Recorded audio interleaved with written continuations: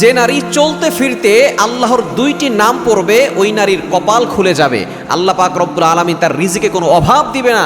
ওই নারীর সকল অশান্তি দূর করে দিয়ে, সকল অভাব দূর করে দিয়ে আল্লাহ পাক রব্বুল আলামিন তাকে সম্পদ দান করবেন এবং শান্তি ও সুখের জিন্দেগি আল্লাহ পাক রব্বুল আলামিন দান করবেন।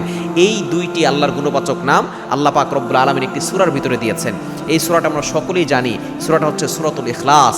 এই সূরা ইখলাস এতটা ফজিলতপূর্ণ, যে ব্যক্তি একবার সূরা ইখলাস পড়ে 10 পারা কোরআন শরীফ পড়ার সওয়াব পেয়ে যায়। যে ব্যক্তি 3 বার সূরা ইখলাস পড়ে 1 খতম কোরআন শরীফ পড়ার সওয়াব পায়। কেন? কেন এই সূরার ভিতরে আল্লাহর পরিচয় আছে।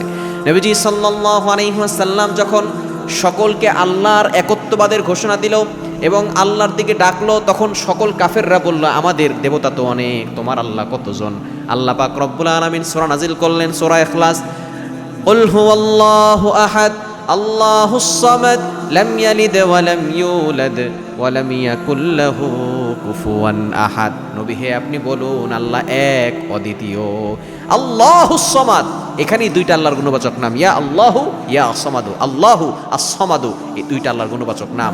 এই দুইটা গুণবাচক নাম যদি আপনি চলতে ফিরতে জিকির করতে পারেন, বিশেষ করে মা বোনরা ঘরে বসে তারা অনেক সময় জিকির আজকার করেন, ইয়া আল্লাহু ইয়া সামাদু। সমাদ শব্দের অর্থ হচ্ছে আল্লাহ তাআলা কারো প্রতি মুখাপেক্ষী নন।